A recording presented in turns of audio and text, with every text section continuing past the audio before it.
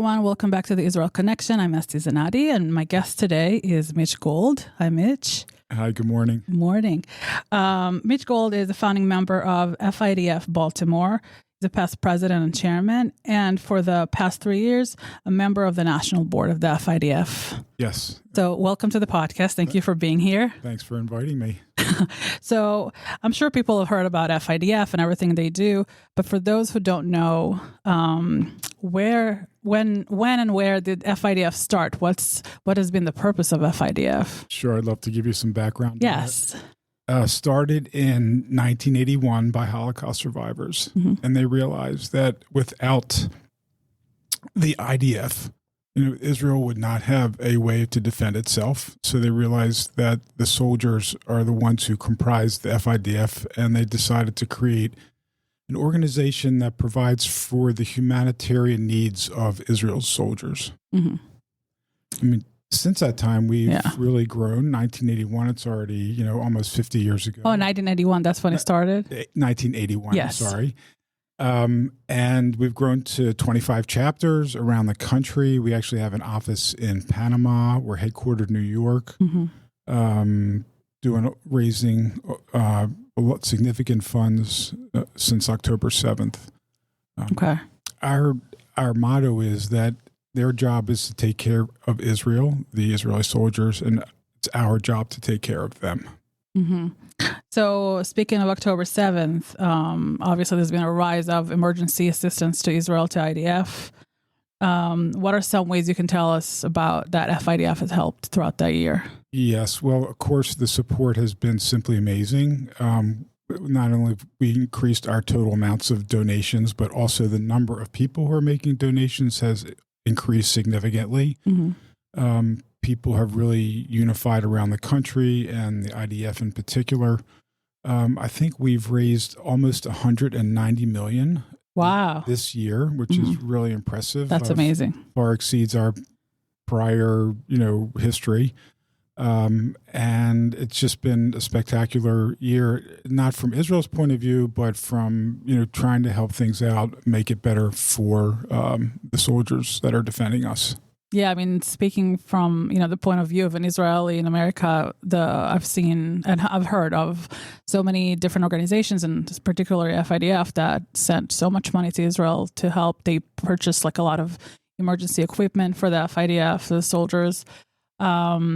They've done amazing things. They send, missions to Israel to help pack lunches and pack all kinds of kits for the soldiers, and it's been incredible to see.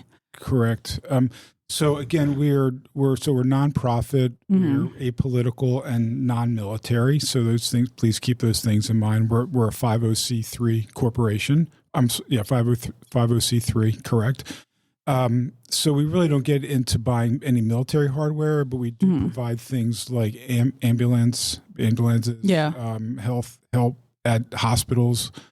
And about since the war started, about half our contributions have gone toward mental health, which is a really big thing now. PTSD, yes, that's very important problem, not only for the soldiers but for the whole country, really. Yeah. So providing support for that mental health aspect has become very important and one of our strategic goals. Yeah, well, that's great. I'm glad people are doing that and helping out. When did you become part of FIDF, and how did this whole thing start? Yes, well, the FIDF started in Baltimore the summer of 2008, and Charlie Levine was our first executive director. Each year we have a gala, we have lots of different events, and it's really taken on a life of its own. We've made a lot of great strides, have really familiarized ourselves with the neighborhood and the community in Baltimore, which has been fantastic. We really have an outstanding board, some really dedicated people. Our current president is Steve Wyans. He's taking over in January. Sherry Maurer will be our new board chairman. And actually, I have to give a little shout out to Marty Taylor, because he's also done a great job since COVID started. And Shoshi Ponzak is our Baltimore office director. So she's doing a super job. That's great. I have to mention also one more person, Chandler, who is our in-house director, and she's also doing a super job. Really, everybody's working really, really hard to facilitate our objectives. And what got it all started for you? Well, for me personally, so I moved with my parents to Be'er Sheva in 1965. Be'er Sheva at the time was a very different world, even from what it is today. There are no telephones, no television. Yeah. Not too many people had cars. Literally, our milk was delivered by a donkey cart. That I guess that's how it was back in the day. And they had the shuk the other day at Beth Tefillah, and I remember being in the shuk in Be'er Sheva, and it did not look the same. No, it's really changed dramatically. Even the shuk in Be'er Sheva, we've been there many times since I lived there. The shuvakim in Israel, like all those, they have changed tremendously, throughout the years. Yeah, my father had a camera, and we did have a car. So he took tons and tons of pictures that were just fantastic. So I was in the 4th and 5th grade, thrown right into Israeli society. There were very few people who spoke English, no traffic lights, no supermarkets. And then in 1967, out of the blue, came the 6-Day War. I mean, the military was everywhere in Israel. Much maybe. Today it's a little bit different, but before October 7th, it was very low key. Back then it just everybody saw everything. Hatzerim, an air base, was very close to where I lived. I used to ride my bike there, just to, hang out in front of the gate. Just take a pic. to see what's going on, but they didn't let me in. And then the war broke out. Our house really was in Shikun Hay, backed up to Kvish Esrim Vachamesh, Road 25, the only way to get to Tel Aviv at the time. At nighttime during the war, or say before the war started, it was a very quick run up. We had blackouts, and we painted a big X on the roof of our car, and we taped windows and dug trenches in the back and things like that for protection. But it happened very fast, and within a couple days after the war, the Israeli soldiers started coming back from Gaza and from the Sinai in their half tracks, and all kinds of Egyptian prisoners of war came through Be'er Sheva in the street, literally right behind my house. The people came out and cheered them on.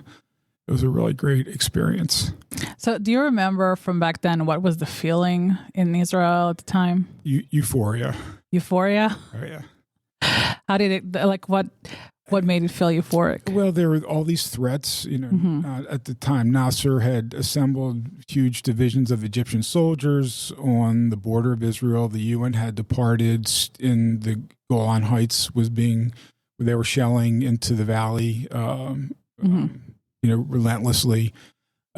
And, it was a time that there was a lot of anticipation and uncertainty. I mean, there's a lot of confidence that the IDF would get it done right. But it was still a scary experience. And of course, there was no television, and there was radio, but everything was in Hebrew. There was like the BBC. Once in a while you could hear that. So we were a little bit in the dark. And my parents, they just didn't really know what was going on. Oh wow, that's tough. Yeah. So we were a little bit but it turned out really fantastic.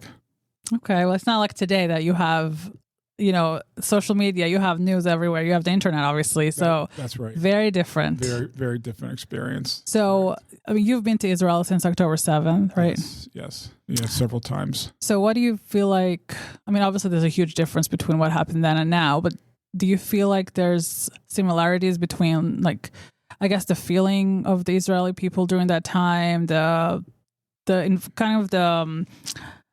don't know, the vibe, like the whole thing, like on the streets, like when you talk to people. Yes. Yeah. The resilience. Yeah. Is what I would call it. Back then there was a lot of confidence. I think back in 1967, there was confidence.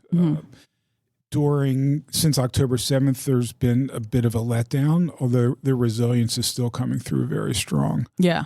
And as a tourist, and I speak a little bit of Hebrew, not very well, they're just so happy to have us be there. Yes, in one hotel we stayed in, which usually has 25 cabs, waiting in line, there were only 2. I had to take a cab ride to meet somebody, and I spoke to the cabbie in Hebrew a little bit, told him my experience. And, usually they're kind of gruff and, yeah, you get out here, and work your own luggage out. He jumped out of the car, grabbed my luggage, and when he gave it to me, he actually kissed me on the forehead. Aw.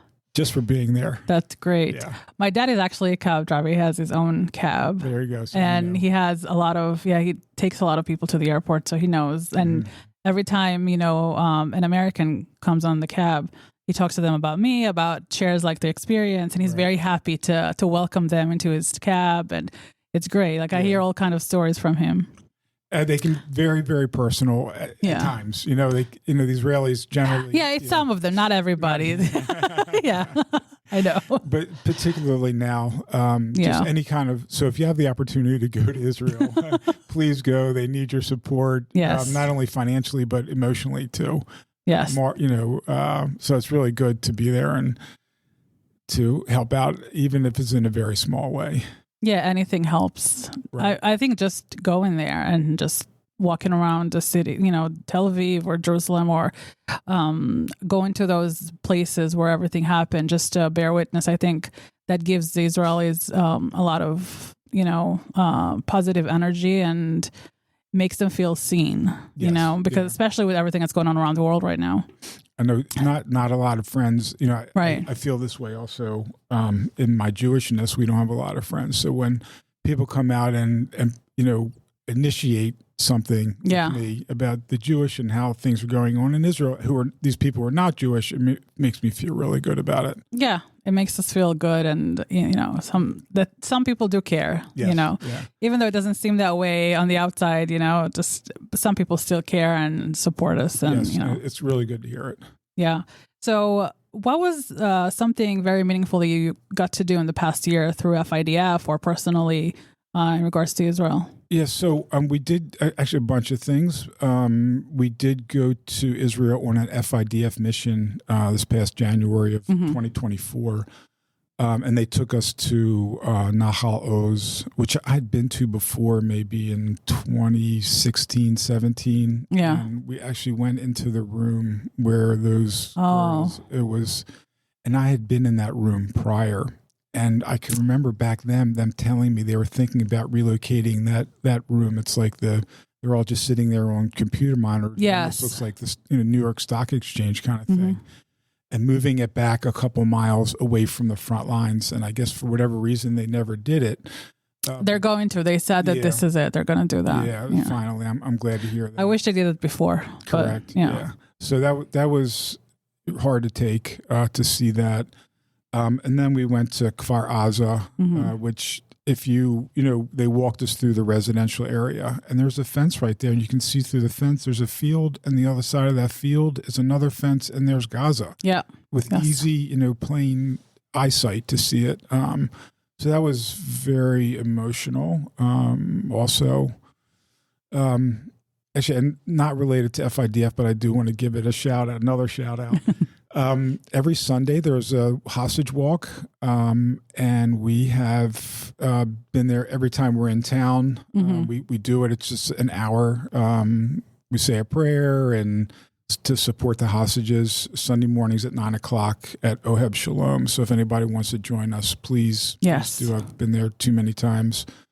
It's a unifying experience. So I definitely, if you have a chance to come out, we were there this past Sunday, and it was bitter cold outside, but the conditions are worse for the hostages. Yeah, and I know they've been doing that for a while now, and they're going to keep doing it until everybody comes back. Yes. Yeah. Yes. So do you remember like any meaningful conversations you had with IDF soldiers while you were there, or anybody? Yes. So we've been really honored when Israeli soldiers come into Baltimore. We've had the opportunity to host them. So over the past 15, 16 years, we've hosted probably 50 soldiers from every unit from all over the country. A lot of them were lone soldiers from crazy places like Denmark and in your home? In our house. Yeah. So we really get to know the soldiers pretty well. And a lot of them have become our, children in a way. Actually, and I also mentioned that there are two families in Israel that I'm still friends with, even this, from 50, 60 years ago. So we still get together with them. So every meal is with a soldier. We meet him on the beach. One of them let me play with his M16. Don't say that to the commanders. So yes, we had some very meaningful conversations. One young lady in particular, she doesn't have parents. So we've adopted her. We call her our Israeli daughter. We have other natural born children. She calls us her parents. And so she, we had great relationship with her and her husband. Now they have a little baby, and his parents and her family, and just a lot of good conversations with people, meaningful conversations. I was actually talking to an officer that I knew who lived in Kibbutz Sa'ad, and on October 7th, he had to go do something for the security of his kibbutz, which was actually not terribly overrun. It really wasn't overrun at all. And he was talking to his wife, and they're like he was leaving the gate with his gun, ready to help out. And she said, turn left. And he said, no, I think I'll turn left. Turn right. And he said, no, turn left. And thank God he turned left, listened to his wife. And he survived. That's amazing. That's amazing. There were a lot of stories like that of people that were supposed to be there, but last minute plans changed and they weren't there. When they were talking to each other, giving us the story, they could see in their eyes. Yeah, and I see her getting emotional too. Oh, yeah. That's amazing. There are so many stories. There's so right now, I mean, I don't know if some people know, Israel has this show on TV. It's called The Next Star to the Eurovision. So every year we send a representative to the Eurovision Song Contest, and last year was a very meaningful year for us, and it was really tough, but we sent the girl that Eden Golan. She was incredible. This year we have another group of kids singing and performing and trying to get their spot in the Eurovision. And actually a few of them were affected very badly by October 7th.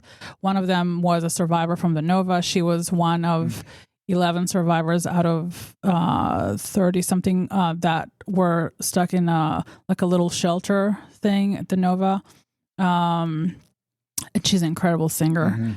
But then the other guy that last night they sang duets. The guy that sang a duet with her, he said he had tickets to the Nova. He lost a lot of friends, and last minute plans changed, and his family, had a flight abroad the same day he was supposed to go there, so he didn't go there. But it's crazy, like a lot of last minute things. Yeah, and we drove past the Nova Festival, the grounds of it, and yeah, I was there. It's it was tough to see all these faces, and I think the toughest thing was, other than the faces, to see the cars. That was crazy. Yeah, the whole scene there was just terrible. Yeah, it was really bad. But people need to see it. I feel like if you go to visit Israel, you have to go there to bear witness. Yeah, absolutely. I totally agree. Not that it's a time for fun, but after we passed through the Nova at grounds, we drove a little bit farther and stopped kind of like a Royal Farms. And everybody had a machine gun. It's like, I felt safe. Well, that's good. That's important. Yes. It is, growing up in Israel and living there, most of my life, you don't see, we see soldiers everywhere, obviously. But after October 7th, it's very different. It feels very different being there, and everybody's walking around with their M16 and other guns they have. They're just everywhere in other places that they usually don't spend time at. They're just everywhere, and it makes you feel safer. It does. Like they're there to protect you and bless them Every single one of them. I mean, some of them have tattoos everywhere and hair down to their knees. At home I'd be nervous, but here in Israel I felt very it's that's how you feel. I served in the military. I was in the Home Front Command, Picud Ha'oref. Yeah. And just like I was around soldiers all the time. It wasn't combat unit, obviously, but we were there when there was the Second Gulf War. And I was there all day, all night, trying to call people, make sure everybody's safe, make sure everyone knows how to go to their safe room and all these things. There's a lot of little screws in the system, like little things that put everything together and hold everything together. Right. And it's just incredible. And I don't think any other country has such a defense system. Yes, agreed. And it's because of the strong community. Yeah. And realizing that we're kind of in this by ourselves in a Basically, way. yes. And they have to everybody has to help each other out. That's the whole idea of bringing the hostages home. Yes. We have to bring them home. Yeah, to be very accountable for that. Israel's always been that way. So October 7th hasn't really changed anything from that point of view. Yeah, and everybody has to come on. Every one lost of them, dead or alive, it doesn't matter. We have to bring them back. Agreed. Yeah. So you told us about your recent visit to Israel. So let me ask you a couple little questions. Go ahead. So it's called a favorite Israeli thing. What is your favorite Hebrew word or expression? That's a good question. My favorite, kama ze oleh, which is what my wife and I ask each other at home. Oh, yes. Okay. Because we speak a little bit of Hebrew to each other. That's one that... Kama ze oleh. And it's funny. When you go to the shuk in Tel Aviv, kama ze oleh. The other word, a little bit on the downside, is the word milchama, which has always stuck with me. Unfortunately, that's the word that describes a lot of Israel's years. Unfortunately, yes, it's a constant milchama. Yes, feels like. What is your favorite Israeli historical figure? Oh, it probably needs to be David Ben Gurion. Yeah, why? A couple reasons. We lived in the Negev. He was a Negev person at Sde Boker. My father actually met Ben Gurion. Oh, wow. I have his autograph in my house. Yeah. That's amazing. So Ben Gurion, this is post being prime minister. He was coming to the United States to raise money for scientific research. And my father took a job in Israel with Machon L'Cheker Negev, the Institute for Arid Zone Research. Uh-huh. Ben Gurion came in and started speaking everybody in this laboratory in Hebrew. And my father's colleague said, please, my parents learned a little bit of Hebrew, not a lot. I got plenty of stories about that one. So my father's colleague said, please speak. Professor Gold only speaks English. So Ben Gurion spoke in English, described what he was trying to do. And then when Ben Gurion left, my father's colleague went with him out the door, and they were talking to each other. And my father asked, what did Ben Gurion say to you? And Ben Gurion said, tell Professor Gold that he needs to learn how to speak Hebrew. Yeah. So. Yeah, it's funny. There are a lot of people that come to Israel, and I get the Hebrew is different than any other language, yes. But there are a lot of people that haven't, like after 30, 40 years, still don't know a word in Hebrew. Yeah. And even, actually, I was talking to somebody last night. They spent about 6 months a year in Israel, and it's so American and English speaking around him that he hasn't had a chance to learn Hebrew. Yeah, right? my mom's husband, he's French, and he's been in Israel, I would say, 20 some years maybe. He never speaks Hebrew to anyone. Really? Never. Yeah. But he's surrounded by French people all the time. Yeah. So he doesn't need that, I guess. And my mom translates everything. And it's funny because you walk down the promenade in Tel Aviv and there's a lot of French. Yes. There's Russian, even Spanish. Yeah, there's a lot of all kinds of languages. Yeah, that's amazing. What is your favorite memory from Israel? Lots. Even when I was a kid, we had, rock fights with the Ma'abara. Well, my dad has those stories too. I'll bet. But it probably has to be when the soldiers came home from Gaza. Do you still remember it very vividly? And preserved really beautifully by all the pictures that my father took. That's great. Yeah. Maybe you can share the pictures on social media. I'd love to. Yes. Yeah, and I've made the presentation, once in a while. Not so much since October 7th, but actually, I'm trying to put them into a book. That's amazing. I'll That's make great. sure I get you one. Yes, thank you. And lastly, what is the most meaningful encounter you had in Israel? I would say with our adopted daughter more. She's been very special. She was the first officer in the Iron Dome, so very accomplished young woman. Wow. She one of the services that the FIDF provides are impact scholarships. It's a really amazing program. For $5,000 a year, you can send an Israeli ex-combat soldier to some of the top universities in the country. Oh, that's great. Yeah.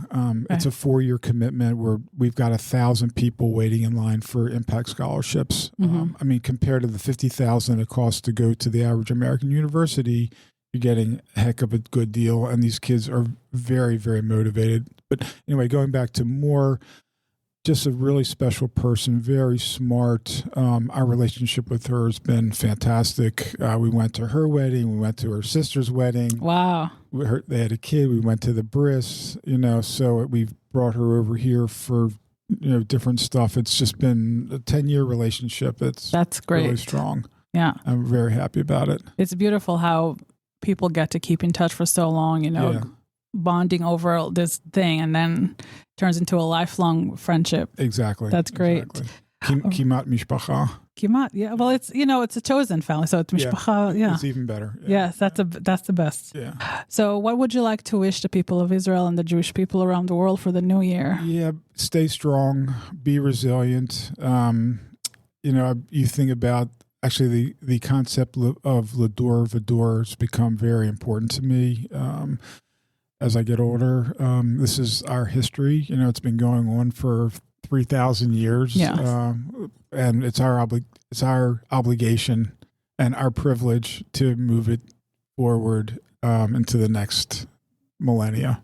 Yes, and we hope that all the hostages come back home soon for Hanukkah, hopefully. I'd love for that to happen. Yes, and we need to get our miracles. That's for sure. Nes Gadol. Yes, Nes Gadol Yeh Sham. Well, Mitch, thank you so much for being here. It's been a pleasure talking to you. And thank you all for listening. Until next time.